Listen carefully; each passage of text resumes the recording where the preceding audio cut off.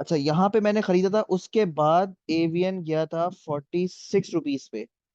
अगर आप ये अंदाजा लगाएं तो 46 डिवाइडेड बाय 65, 30% इसमें सीधा लॉस। 30%, ठीक है, 30% सीधा लॉस इसमें हो गया। लेकिन मैंने इसको नहीं बेचा।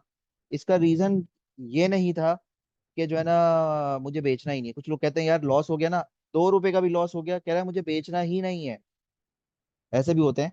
ये भी लैक ऑफ नॉलेज होती है। लेकिन मैंने इस वजह से नहीं बेचा। मैंने इसके ग्राफ देखे, टाइम फ्रेम देखे। मैंने इसका लॉन्ग टाइम फ्रेम देखा कि लॉन्ग टाइम फ्रेम पे इसको लाजमी ऊपर जाना है। तो जब मैंने ये सोचा कि यार इसको जब लाजमी ऊपर जाना ही है, तो मैं अभी लॉस में क्यों बेचूं। ठीक है, नीचे एवरेज कर लूंगा। मेरे पास जब कैश भी मौजूद है, तो मैं इसको लॉस में क्यों बेचूं। बजाय लॉस में बेचने के मैं नीचे एवरेज कर लूंगा। जब नीचे एवरेज कर लूंगा, तो मेरा क्या कहते हैं, ऊपर मैं सेल कर दूंगा प्रॉफिट पे। ठीक है, ये मेरा माइंड बिल्कुल क्लियर था, मुझे अपना टारगेट बिल्कुल व्यू बिल्कुल क्लियर था। लेकिन अगर मुझे पता नहीं होता कि यार करना क्या है मुझे इसके साथ, मैंने जैसे 65 पे लिया था ना, मुझे इसका टारगेट पता था 72 पे बेचना है। आज भी मैं ये 72 ही बोलता हूँ इसका टारगेट। ठीक है, नहीं गया, लेकिन मैं अभी भी इसका 72 ही टारगेट बोलूंगा। तो 65 पे लिया, 72 पे बेचना था, लेकिन ये नीचे चला गया। वो 66 पे भी, 67 पे भी नहीं गया, नीचे चला गया। अब जब नीचे गया, नीचे गया, नीचे गया, मुझे अपना नीचे का भी टारगेट पता था कि मुझे कहाँ पे एवरेज करना है। ठीक है, मैंने इसका जो एवरेज का पॉइंट मैंने बनाया था कि मुझे एवरेज करना है यहाँ पे 41 42 के पास। ये बोनस की वजह से इसकी लेवल चेंज हो गया। कोई 43 के पास मुझे एवरेज करना है। ये मुझे जहन में था कि जब 43 पे आएगा तो मैं एवरेज करूंगा, वरना 45 पे भी मैं एवरेज नहीं करूंगा। ठीक है, क्लियर मुझे था। क्योंकि मुझे पता है कि ऊपर जाएगा। मैं यहाँ पे, कुछ लोग ऐसे होते हैं, आइटम थोड़ा थोड़ा नीचे जाना शुरू हो जाता है, एवरेज करना शुरू कर देते हैं। 65 से 64 पे एवरेज, 63 पे एवरेज, 62 पे एवरेज, 61 पे एवरेज, पैसे सारे खत्म हो गए और वो आइटम नीचे जाता जाता नीचे जाता जाता वो फिर 49 पे हो गया। उसको लगता है, उसको अब अभी भी उसको पता नहीं है कि आइटम कहाँ से रिबाउंड करेगा, वो वहां पे सेल करता था, लॉस बुक कर लेता है। तो ये उसको कुछ पता नहीं होता कि इस आइटम के साथ करना क्या। इस वजह से वो उसको 1 रुपए का भी प्रॉफिट मिलता है, वो मतलब सेल कर देता है। तो ये पैनिक वाली सिचुएशन है। नंबर वन रीजन मैंने आपको बताया, पैनिक सिचुएशन। उसको कुछ आइडिया नहीं है उसका, उसका टारगेट क्या है, स्टॉप लॉस क्या है। ठीक है, दूसरा रीजन मैंने आपको बताया कि टाइम फ्रेम। ठीक है, time frame is very important. मिसाल के तौर पे मैं काम कर रहा हूँ, हर बंदा अलग अलग टाइम फ्रेम पे काम कर रहा है। इस पे किसी से फड्डा नहीं करना। कुछ लोग कहते हैं कि यार एवीएन का टारगेट जो है, मिसाल के तौर पे अगर अभी इस चार्ट के हिसाब से बोले ना, मैं आपको बोलता कि यार एक्स होने के बाद आप इसको 52.4 पे खरीदो और 54 पे सेल करना, या 53.95 पे सेल कर देना। मैं इसके हिसाब से ये बोलता। ठीक है, दूसरा बंदा आके बोलता कि यार दिमाग खराब हो गया इसका, 2 रुपए के सेल करवा रहा है, इसका तो भाई टारगेट 54.6 है। ठीक है, आप तो 54 पे या 53.9 पे सेल करवा रहे हो। वो भी गलत नहीं बोल रहा। और एक दूसरा बंदा आएगा, वो कहेगा यार पता नहीं क्या बोल रहा है, इसका टारगेट तो 56.6 है। और फिर एक चौथा बंदा आएगा, वो कहेगा पता नहीं क्या बातें कर रहे हैं ये, इसका टारगेट 72 है। ठीक है, तो हर बंदे का टाइम फ्रेम डिफरेंट है, कोई गलत बात नहीं कर रहा। जिसका टारगेट सबसे लॉन्ग है ना 72, वो देख रहा है मंथली चार्ट। मंथली चार्ट का मतलब है एक कैंडल एक मंथ के बराबर है। इस पूरे महीने में क्या तमाशा हो रहा है हमें कुछ नहीं पता, हमें क्लोजिंग से मतलब है। यानी अप्रैल की क्लोजिंग कहाँ पर हो रही है। तो ये एक महीने के बाद एक कैंडल बनेगी, फिर अगले महीने कैंडल बनेगी, यानी कि इतना अरसा लग जाएगा उसको। अगर 72 पे जाता है, हो सकता है कि ये 6 7 8 महीने लगा दे। लेकिन वो बंदा कौन होगा जिसके अंदर सब्र बहुत होगा, कहेगा मुझे कोई मसला ही नहीं है यार, टेंशन ही नहीं है, इसको मैं बेचूंगा तो 72 भी बेचूंगा, क्योंकि मुझे नजर आ रहा है और टेक्निकली ये 72 पे जाता हुआ मुझे दिख रहा है 6 महीने, 8 महीने, 10 महीने बाद। मैं इसको नहीं बेचूंगा। ऐसे बंदे का टाइम फ्रेम, इसमें जो है ना थोड़ा टाइम ज्यादा लगता है, लेकिन इसको प्रॉफिट भी ठीक ठाक होता है उससे। मिसाल के तौर पे लेट सपोज उसने मिसाल के तौर पे 52 पे लिया था और वो 72 पे बेचेगा, उसको 38% प्रॉफिट होता है। मैं कहता हूँ 1 साल बाद जाके 72 पे जाता है। 38% प्रॉफिट 1 साल, उसने पूरा पोर्टफोलियो लगा दिया है पे। ठीक है, 1 साल बाद जाके वो 72 पे हुआ। 1 साल में 38%, बहुत अच्छा प्रॉफिट है। ठीक है, उसका पूरा पोर्टफोलियो 38% अप हो गया। दूसरा कहता है मैं पागल नहीं हूँ, इतना बड़ा मैं होल्ड नहीं करूंगा, मैं थोड़ा कम होल्ड करूंगा, जैसे डे चार्ट देख रहा है। डे चार्ट के हिसाब से वो ये कहता है कि यार मुझे ये भी मिल जाए ना, 61 भी मिल जाए और 60.1 भी मिल जाए या 58.07 भी मिल जाए, वो भी सेल कर देगा। यहाँ पे सेल करेगा, इसका एग्जिट जल्दी होगा, इसके पैसे वापस जल्दी खुले हो जाएंगे। लेकिन इसका प्रॉफिट मार्जिन कम होगा, लेट सपोज 18-20% प्रॉफिट मार्जिन होगा। और जो अर्ली चार्ट पे होता है वो कहता है भाई मेरे मुझे इतना भी सब्र नहीं है, मैं कहता हूँ कि मेरे पास मेरे पैसे जो है ना, एक हफ्ते के अंदर, 2-4 दिन के अंदर, चंद घंटों के अंदर मेरे पास पैसे वापस आ जाएं, ताकि मैं किसी और आइटम में एंट्री करूं, उससे वापस आए, किसी और आइटम में एंट्री करूं। तो डेफिनेटली इस आइटम को वो टाइम बहुत कम देगा, तो उसका टारगेट भी बहुत कम होगा। अब जैसे 52 से इसने 54 में बेचा, तो इसका प्रॉफिट मार्जिन 3.8% है। इसमें वो बहुत खुश है, क्योंकि इसको 1 से 2 दिन में मिल गया। इसको कहेगा यार 1 से 2 दिन में 3.8% मिल गया, तो क्या बुरा नहीं है। तो हर बंदे का टाइम फ्रेम बिल्कुल डिफरेंट है। अब इसी तरह से मेरे जो दो ग्रुप हैं, उसकी वजह ही यही है। ठीक है, उसकी वजह ही यही है। जैसे एक इन्वेस्टमेंट ग्रुप है, एक ट्रेडिंग ग्रुप है। बहुत सारे लोग कहते हैं यार इसमें फर्क क्या है, इन्वेस्टमेंट ग्रुप और ट्रेडिंग ग्रुप में। मैं आपको बताता हूँ। जैसे ये इन्वेस्टमेंट ग्रुप, अब जैसे इसमें मैंने जैसे कॉल्स दी हुई है ना, तो इसके टारगेट लंबे टारगेट्स होते हैं। ठीक है, ये आप लोग को इन्वेस्टमेंट ग्रुप नजर आ रहा है, जैसे PIBTL है।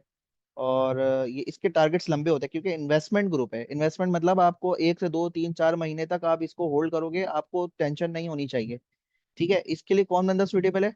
जो हर वक्त मतलब कि मसरूफ रहता है, या ऑफिस में काम करता है, या जो हर वक्त ट्रेडिंग नहीं कर सकता।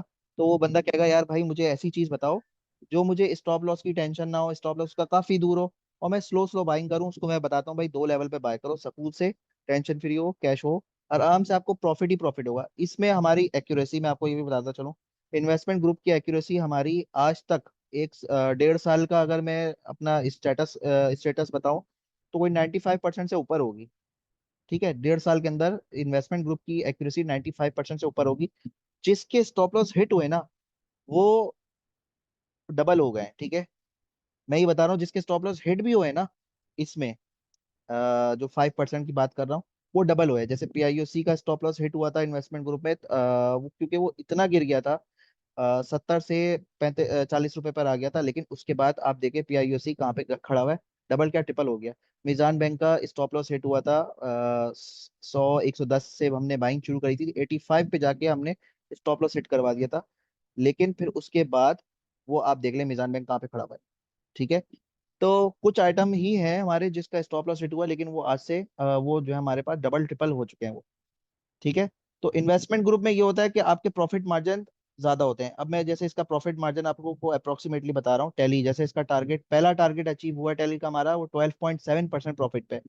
FFBL का के 3 टारगेट हमारे अचीव हुए 14.1% पे। ठीक है, एवरेज आप देखें 10, 15, 18%, 17%, 12%, ये एवरेज हमारा प्रॉफिट मार्जिन है। और इसका क्या कहते हैं, इन्वेस्टमेंट ग्रुप का। और ये हमारी अप्रैल की प्रोग्रेस है, तकरीबन सारे टारगेट हिट हुए हैं, कोई स्टॉप लॉस हिट नहीं हुआ। ठीक है, अब आ जाए ट्रेडिंग ग्रुप में। तो ट्रेडिंग ग्रुप क्या होता है, शॉर्ट टर्म, अर्ली चार्ट देखते हैं हम इस पे। और इसके टारगेट हमारे बहुत क्विक होते हैं, क्योंकि हमें फौरन फौरन पैसा चाहिए होता है। ऐसा नहीं है कि फंस जाए, हमारा आइटम फंस जाए, और जो है ना हम लेके बैठ जाए, हम कहते हैं यार 2-3% मिले, निकलो भागो यहाँ से, दूसरे आइटम में पैसे फंसा दें। तो इसमें जो है ना क्या कहते हैं, आपका स्टॉप लॉस भी हिट होने के चांसेस ज्यादा होते हैं, क्योंकि बहुत क्विकली फ्लक्चुएट कर रहा होता है। लेकिन आपके पैसे जल्दी आते हैं। जैसे हमारा PTC का स्टॉप लॉस हिट हुआ है। ठीक है, और इसमें अगर आप प्रोग्रेस देखें तो हमारी 21 टोटल कॉल्स हैं, जिसमें से 12 के टारगेट, अप्रैल की बात करूं, 12 टारगेट हिट हुए हैं, एक का स्टॉप लॉस हिट हुआ, और 8 पेंडिंग है। यानी इसकी भी एक्यूरेसी 92.3% है हमारी, जो कि शायद ही आपको और कहीं मिलेगी। पूरे PSX की मैं बात करूं, इतनी एक्यूरेसी इंटरडे ग्रुप की नहीं होती। मुश्किल से 50-60% अगर हो गई तो भी हम कहेंगे यार ये बहुत अच्छी एक्यूरेसी है। हमारी ये एक्यूरेसी 90% से ऊपर है। तो आपके जो सवाल था, मैंने उसको काफी लंबा डिफाइन करा।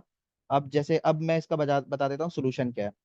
अब मिसाल के तौर पे मैंने आपको इंटरडे ग्रुप में कोई बाय कॉल दिया है, मिस फॉर एग्जांपल मैं DGKC की कॉल दे रहा हूँ 71.5। ठीक है, टारगेट बता रहा हूँ 71.5। आप देखें DGKC ने, ये मैंने आप लोग को कल बाय कॉल दी थी 69.9 पे। मैंने अपने प्रीमियम ग्रुप वालों को दिया था। इसका हाई क्या बना था, ये देखते हैं हम। इसका हाई क्या बना, 71.74। ठीक है, तो इंट्राडे वालों ने तो प्रॉफिट कमा के जान छुड़ा ली। उसने कितने पे बाय किया, यहाँ पे बाय किया 69.9 पे, और 71.5 पे प्रॉफिट कमा लिया। 71.5, 69.9, ये पहला टारगेट था, 2.2% करके फारिग होगा। ठीक है, अब वो क्या करेंगे, वो इंतजार करेंगे सेकंड लेवल का, हो सकता है वो 68.6 पे इंतजार करें, दोबारा लें और फिर दोबारा कोई और टारगेट पे सेल करें। वो ये बहुत जल्दी जल्दी सेल करते रहेंगे। ये इसकी अर्ली चार्ट वालों की पूरी स्ट्रेटेजी ही डिफरेंट होती है। इसको हम नहीं मिला सकते इन्वेस्टमेंट वालों से। ये ट्रेडिंग वाले लोगों की स्ट्रेटेजी बिल्कुल ही डिफरेंट होती है। कोई कहते हैं कि यार मुझे फौरन फौरन पैसा चाहिए, बस छोटा टारगेट हिट हुआ 2% मिला। अब खुद सोचें, अगर उनको एक दो दिन में 2% प्रॉफिट गेन हो जाता है, फिर वो 3-4 दिन बाद फिर 2% 3% गेन हो जाता है, फिर 3-4 दिन बाद फिर 3% गेन हो जाता है, तो महीने का उनका अच्छा खासा गेन हो सकता है। ठीक है। ये स्ट्रेटजी बिल्कुल डिफरेंट है। और एक उसके हैं जो वो कहते हैं नहीं यार हम लेके छोड़ देंगे, 6 महीने 8 8 महीने बाद देखेंगे हमें 30-40% मिल जाए, 20% 25% मिल जाए, वो बिल्कुल अलग स्टडी। ठीक है। अब ये होगा क्या देखें। होता ये है कि मैं आपको आज का टॉपिक यही कर देते हैं, क्योंकि ये टॉपिक बहुत इंपॉर्टेंट है सबके लिए है। होता ये है कि मिसाल के तौर पे एक आइटम है, यूं चलता है। ठीक है, साइनसोइडल, यानी कि ये बॉटम है इसका, ये टॉप है, फिर सेलिंग आती है इसमें, ये बॉटम आ जाता है और ये टॉप आ जाता है। ठीक है, ये टॉप है और ये बॉटम। ठीक है। और ये टाइम फ्रेम में क्या बता रहा हूँ, ये समझ लें 1 ईयर का टाइम फ्रेम है।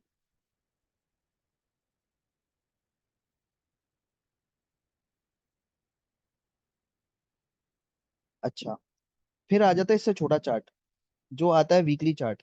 ये है मंथली चार्ट, फिर आता है वीकली चार्ट। वीकली चार्ट का छोटा टाइम फ्रेम होता है,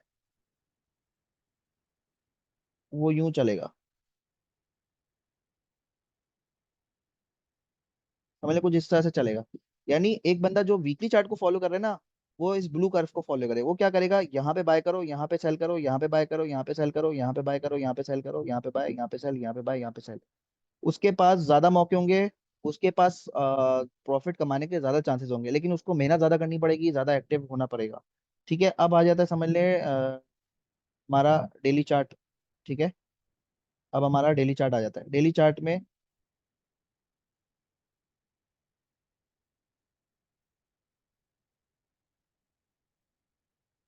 ठीक है, उसके पास एंट्री एग्जिट पॉइंट बहुत सारे होंगे।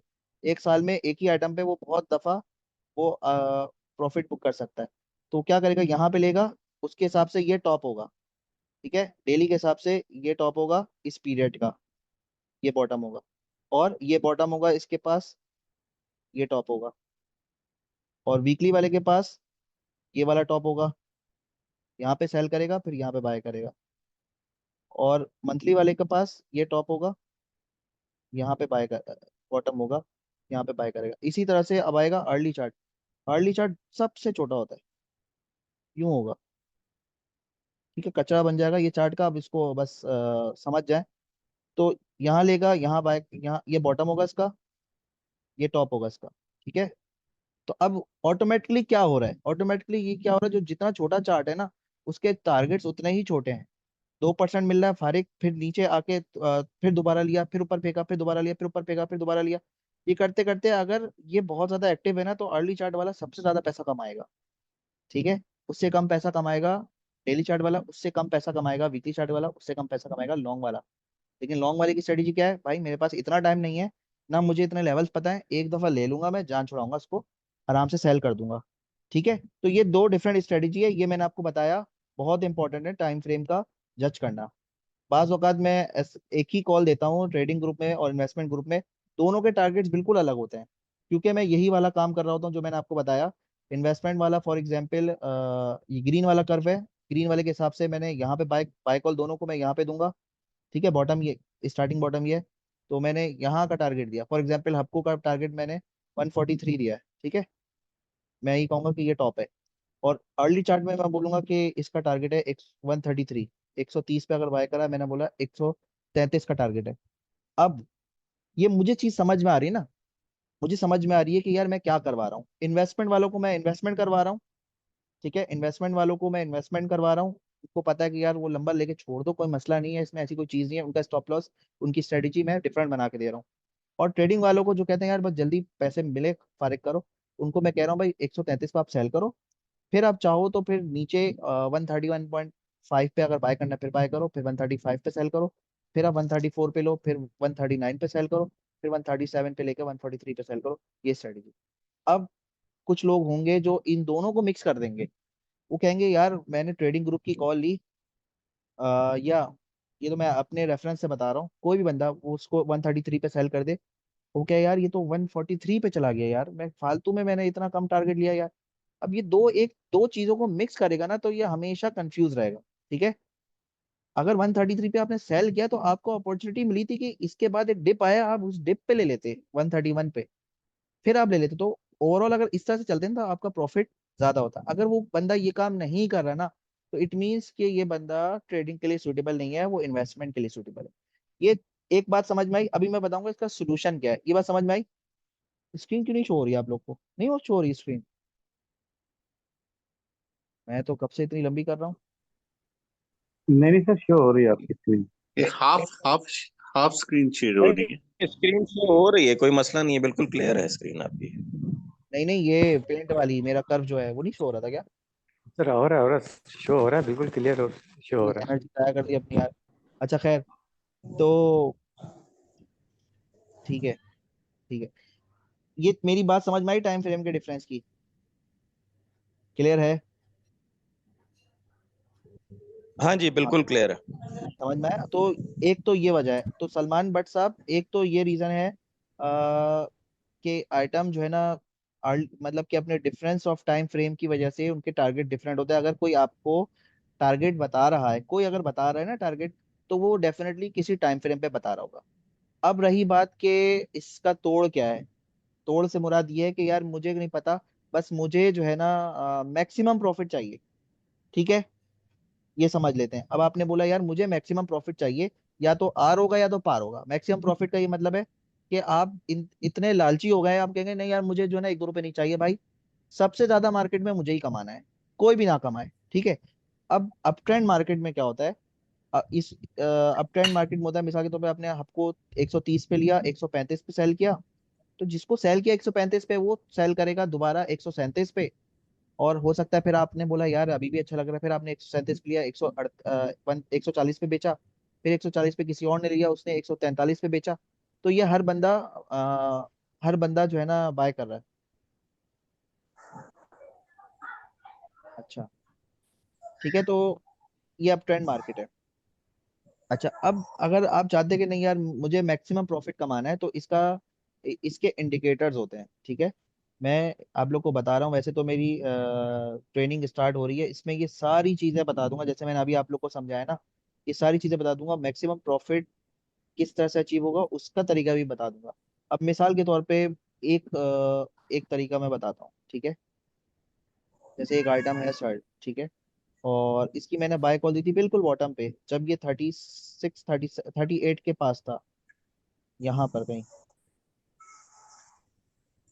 सॉरी 34 के पास था, यहाँ पे मैंने बाय कॉल दी। यहाँ पे बाय कॉल दी इसको मैं। बाकी जो चीज समझाना चाह रहा हूँ मैं उसको खोलता हूँ, बाकी को मैं आगे। Sohan, I think it's time to clean the lounge so that you can do fighting with Baba. शरीफ साहब, मुझे लग रहा है कि आप किसी क्लास में बैठकर ये सुन रहे हैं, मुझे क्लास का लेक्चर समझ में आ रहा है। अच्छा सुने। तो यहाँ पे बाय कॉल दी, इसके पीछे क्या हो रहा है, क्या रीजन है, वो एक अलग बात है। ये जा रहा है। अच्छा। अब इसमें क्या होता है, जब अगर आपको मैक्सिमम प्रॉफिट चाहिए ना, तो आप कहते हैं ट्रेलिंग स्टॉप लॉस। मैं टारगेट पे सेल नहीं करूंगा, क्योंकि एक टारगेट हिट होने के बाद दूसरा टारगेट आएगा, दूसरे के बाद तीसरा आएगा, तीसरे के बाद चौथा आएगा। पता लगा मैंने पहले टारगेट पे सेल कर दिया और वो दूसरा टारगेट हिट हो गया, दूसरे पे सेल कर दिया वो तीसरे पे हिट हो गया, तीसरा सेल कर दिया तो चौथा चला गया। तो हर दफा मुझे अफसोस ही होगा यार, काश मैं नहीं सेल करता, काश मैं सेल नहीं करता। इसमें भी अगर विदाउट स्ट्रेटेजी अगर आप चले ना, और आप कहेंगे यार मैं पहले टारगेट पे सेल नहीं करता, और फॉर एग्जाम्पल वो पहला टारगेट पे ही आपको सेल करना चाहिए था और वो रिवर्स वहीं से ही हो गया और नीचे आ गया, गिर गया, और जो आपको प्रॉफिट हो रहा था वो आपको अब ब्रेक इवन हो गया, आपने ब्रेक इवन पे भी सेल नहीं किया, अब वो लॉस में कन्वर्ट होना शुरू हो गया। अब आप कह रहे हैं नहीं अब तो मैं बेचूंगा ही नहीं, जो चीज में मुझे प्रॉफिट हो रहा था मैं अब उसको लॉस में कैसे बेचूं, मैं बेचूंगा ही नहीं। आपके पास फ्री कैश भी नहीं है, कुछ भी नहीं है, स्ट्रेटेजी भी नहीं है, आपको पता ही नहीं है चल क्या रहा है उसके साथ। अब वो नीचे जा रहा है और आपका लॉस, जो चीज प्रॉफिट थी वो लॉस में कन्वर्ट हो गया। ठीक है। तो इन सारी चीजों से बचने के लिए हम लोग ट्रेनिंग करवाते हैं। अब मिसाल के तौर पे ये सेल था, यहाँ पर आया, मैं कहता हूँ कि अगर आपको मैक्सिमम प्रॉफिट करना है तो इसका बहुत सारे इंडिकेटर्स हैं, जिसमें से एक इंडिकेटर है ये मूविंग एवरेज। और मैं कहता हूँ मूविंग एवरेज से तकरीबन 1% नीचे। यार ये अभी तो इसकी बात बाद में करेंगे। अच्छा, ये 1% नीचे है, थोड़ा सा नीचे आप इसका स्टॉप लॉस लगाएं और इसको लेके चलें। ठीक है। तो ट्रेलिंग स्टॉप लॉस क्या होता है? स्टॉप लॉस आपका कंटिन्यूअसली ऊपर जा रहा होता है, ऊपर जा रहा होता है। तो आज के दिन मेरा स्टॉप लॉस क्या होगा? मेरा स्टॉप लॉस होगा, जैसे ये इस दिन फॉर एग्जाम्पल यहाँ पे हमने एंट्री ली 36 रुपए पे, तो हमारा स्टॉप लॉस थोड़ा सा इससे नीचे होगा, लेट सपोज 35.5, और आहिस्ता आहिस्ता चलेगा। इसकी मैं एग्जाम्पल देता हूँ ऐसे।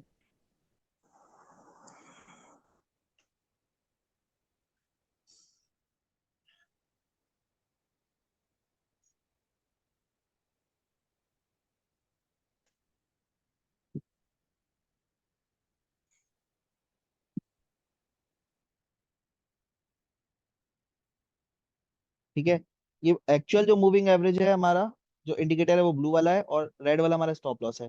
ठीक है, मैंने यहाँ पे बाय किया और चलता रहा चलता रहा चलता रहा। मैंने बोला कि जब तक ये स्टॉप लॉस हिट नहीं करेगा मैं सेल नहीं करूंगा। यहाँ पे जाके इसने स्टॉप लॉस हिट करा। ठीक है। ये एक दिन जो है ना, ये एबनॉर्मल था। इसकी वजह ये थी कि यहाँ पर बहुत हैवी समझ लें कि फ्यूचर में बाइंग हुई थी, उसकी कवरिंग हुई थी। उस पे जो है ना सेलिंग करी गई थी, लेवरेज पे बाइंग हुआ था, तो इसकी वजह से ये आइटम को फालतू का स्टॉप लॉस लग गया था। ठीक है, वो लग गया था लोअर लॉक, लेकिन खैर फौरन ही ऊपर आ गया। तो अगर मैं क्लोजिंग की बात करूँ तो क्लोजिंग जो दिन की क्लोजिंग है इससे ऊपर ही आई, तो मैं इसको स्टॉप लॉस कंसिडर नहीं करता। ठीक है, अगर किसी का हिट हो गया वो दोबारा यहाँ पर अगेन यहाँ पर बाय कर सकता था, क्योंकि ये मूविंग एवरेज के फौरन अगले दिन ऊपर चला गया। इसको हम कंसिडर नहीं करेंगे, इसको इग्नोर करते। अब आप देखें, हमारा स्टॉप लॉस ऊपर जा रहा है, ये रेड वाली लाइन हमारा स्टॉप लॉस है। जब तक रेड वाली लाइन को टच नहीं करेगा मुझे इसको सेल नहीं करना। ये स्ट्रेटेजी आपको अपनानी है। ठीक है। आपने एंट्री करी थी 36-37 रुपए पे। अब आप चल रहे हैं चल रहे हैं चल रहे हैं, आइटम यहाँ पे रहे 60 रुपए पे खड़ा हुआ है, लेकिन आज की तारीख में इसका स्टॉप लॉस 48 है। ठीक है। आपको तो प्रॉफिट है, चल रहा है यहाँ पर। ठीक है, ये यहाँ से रिबाउंड होगा। आपका स्टॉप लॉस क्या है? 52। फिर ये देखें, यहाँ पर इसने स्टॉप लॉस हिट कर दिया था 56 पे, लेकिन अगेन ऊपर चला गया। अब जब कुछ दिनों तक ये आइटम अपने स्टॉप लॉस के करीब घूम रहा है ना, आपको अंदाजा हो जाना चाहिए उस्ताद अब इसमें कुछ गड़बड़ हो रही है। ठीक है, तो आप यहाँ पे मोहतात होगा कि यार मेरा स्टॉप लॉस हिट हो रहा है, लेकिन ये ऊपर चला गया टच होते ही, और दिन खत्म होने से पहले ही ऊपर चला गया। लेकिन मुझे अब मोहतात होने की जरूरत है 56.8। अब अगेन यहाँ पर इसने स्टॉप लॉस ब्रेक कर दिया, नीचे आ गया, आपने यहाँ पे सेल कर दिया। यहाँ पे ये रिग्रेट नहीं होना चाहिए कि यार मैंने 63 पे क्यों सेल किया।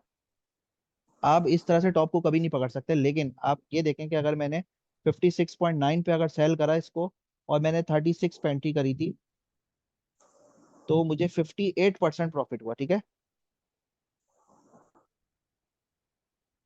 परसेंटेज पे स्टॉप लॉस नहीं लगता है। स्टॉप लॉस हमेशा किसी टेक्निकल इंडिकेटर की बेसिस पे लगता है। ठीक है, किसी सपोर्ट के नीचे लगता है, क्लोजेस्ट सपोर्ट के नीचे लगता है। जैसे मैं ट्रेलिंग स्टॉप लॉस बता रहा हूँ, ये जो ब्लू कर्व है ना, ये मूविंग एवरेज है, ये एवरेज लाइन है। ठीक है, ये सपोर्ट है, ये मूविंग सपोर्ट है। मूविंग एवरेज का मतलब ये मूविंग सपोर्ट। ठीक है, यहाँ पे अप ट्रेंड था इसलिए सपोर्ट ऊपर की तरफ जा रही थी, हमारा स्टॉप लॉस भी ऊपर की तरफ जा रहा था, और ये डाउन ट्रेंड में आ गया तो ये सपोर्ट नीचे की तरफ जा रही है। ठीक है, अब ये वापस ऊपर की तरफ जाना शुरू कर रहा है सर। तो ये इस एक तो ये इंडिकेटर, इस तरह से बहुत सारे और इंडिकेटर्स हैं। जब जैसे ही आपको लगे कि इंडिकेटर ने कॉल दे दी है कि भाई आपका स्टॉप लॉस हिट हो गया है, आप फौरन सेल कर दो, आंखें बंद कर। ठीक है। तो ये सारी चीजें, ये सारे इंडिकेटर्स मैं अपनी ट्रेनिंग में भी बताता हूँ। अगर आप लोग में से कोई ट्रेनिंग ज्वाइन करेगा तो फिर आपको अंदाजा होगा कि यार ये चीजें कितनी ज्यादा इंपॉर्टेंट है। अब किसी भी आइटम की एग्जाम्पल ले लें, किसी भी आइटम की एग्जाम्पल, कोई आइटम ऐसा बताएं जो ऊपर ही ऊपर जाया जा रहा है, भागा जा रहा है। कोई आइटम ऐसा बताएं। साजगार। चलो सहजियो आ गया। ठीक है, एक मिनट। अच्छा, सहजियो जो है ना, मैंने बाय किया था 390 के करीब। इसकी सपोर्ट थी 379। ठीक है, जो अभी लेटेस्ट जो इसने टच किया था। कुछ लोगों को मैंने यहाँ पे एवरेज और बाय करने का भी बोला था। ठीक है, कुछ लोगों को मैंने एवरेज और बाय करने का भी कहा था यहाँ पर। दिखाता हूँ।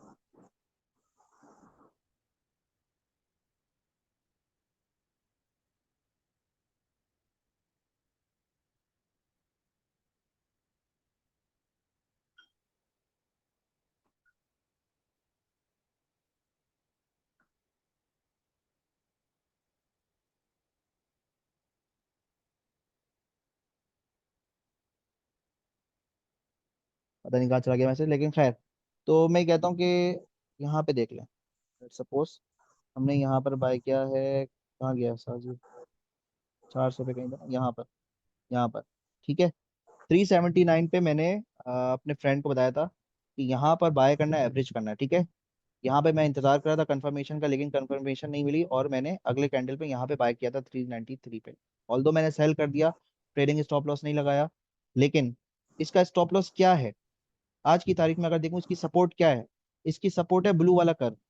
देखें, ये यहाँ से सपोर्ट इसने ली ना, ब्लू वाले कर्व से, यहाँ पे भी ब्लू वाले कर्व से सपोर्ट ले रहा है, यहाँ भी इसने ब्लू वाले कर्व से सपोर्ट ली। ठीक है, तो आपने कहा कि यार आर या पार करना है मुझे, मैं सट्टा खेलना चाह रहा हूँ, लेकिन सट्टा भी टेक्निकल्स पे खेलना चाह रहा हूँ। यानी मैं चाहता हूँ कि यार मैं सहजू लूँ, लेकिन मुझे अपना एग्जिट भी पता होना चाहिए। खतरनाक भी तो कभी कभी कभी भी हो सकता है ना। 40 वाला आइटम 400 रुपये पे, यहाँ पे तकरीबन 400 रुपये खड़ा हुआ है। 10 टाइम्स कोई चीज बढ़ गया तो उसको लोअर लॉक भी जबरदस्त किस्म के लगेंगे अगर मार्केट क्रैश होती है। लेकिन उसने बोला कोई बात नहीं, मैं चांस उठाऊंगा, मुझे इसकी कोई न्यूज मिली है कि 600 रुपये पे जाएगा मिसाल के तौर पे। तो उसने बोला यार मैं इधर ब्लू कर्व के करीब कहीं बाय करूंगा, इसने यहाँ पर बाय किया। और इसने सोच लिया यार है बहुत खतरनाक आइटम, इसलिए मैं स्टॉप लॉस इसका जहन में रहे। इसने क्या करा, ये मैंने अपनी स्टॉप लॉस की लाइन लगा दी। उसने पता है कि यार मेरा स्टॉप लॉस आज के दिन क्या है, 369, 10 रुपए का स्टॉप लॉस, कोई बात नहीं। 369 डिवाइड बाय 379, उसका 2.6% का स्टॉप लॉस है। वो कहेगा यार इतना तो स्टॉप लॉस बनता ही है ना।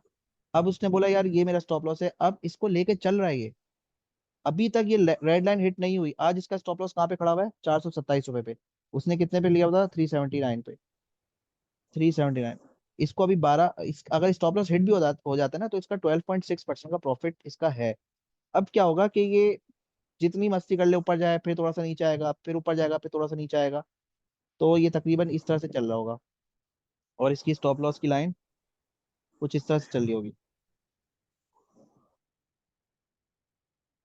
ठीक है, फॉर एग्जाम्पल यहाँ पर आके ये सपोर्ट लेता है 515 पे, आपको सेल नहीं करना, क्योंकि आपने इस कसम खाई हुई है कि यार या तो आर होगा या तो पार होगा। ठीक है, आपने बोला यहाँ पे मुझे सेल करना है, जो मेरी स्टॉप लॉस की लाइन है। ठीक है, फॉर एग्जाम्पल ये यहाँ पर आके यहाँ से हिट हो जाता है ना, इसने हाई बनाया, हम कहते हैं 550 का हाई बनाया, लेकिन आपने कहा था कि नहीं, जब तक स्टॉप लॉस हिट नहीं होगा मुझे इसको लेके चलना है। क्योंकि आप यहाँ पे भी सेल कर सकते थे, आप यहाँ पे भी सेल, मैंने यहाँ पे सेल कर दिया था 440 पे, 390 का 440 में मुझे 50 रुपए मिल गए थे, सेल कर दिया था। लेकिन अगर मैं अभी सोचूं, वो अलग बात है, लेके कुछ और चीज ले ली थी, किसी और से प्रॉफिट कमा लिया, लेकिन अगर मैं सोचूं कि यार काश मैं नहीं बेचता, तो मेरे पास एक रीजन था कि हाँ मैंने गलत बेचा, क्योंकि जब तक स्टॉप लॉस हिट नहीं होना था मुझे नहीं बेचना था, ट्रेलिंग स्टॉप लॉस। तो अगर ये 550 पे जाता है, फॉर एग्जाम्पल यहाँ पर जाता है, आप नहीं बेचते क्योंकि आपको स्टॉप लॉस पे बेचना है, ये यहाँ जाता और फिर टकरा के फॉर एग्जाम्पल कुछ भी होता और ये स्टॉप लॉस हिट करता, आपका 513 रुपये पे स्टॉप लॉस हिट होता, आपने एंट्री करी थी 379 पे, 35% का प्रॉफिट होता, आप यहाँ पे खुश हो जाते। तो इस तरीके से मैक्सिमम प्रॉफिट किसी आइटम से ले सकते हैं। ठीक है, समझ आ गई? जिसने सवाल पूछा था वो बंदा गायब हो गया। ठीक है, और यही हमारा मीटिंग का टॉपिक बन गया है। क्लियर है अब सब लोगों को कि किस तरीके से काम किया जाता है? हाँ जी, क्लियर है बिल्कुल। अच्छा, ये बताएं कि ये तो चलो मैंने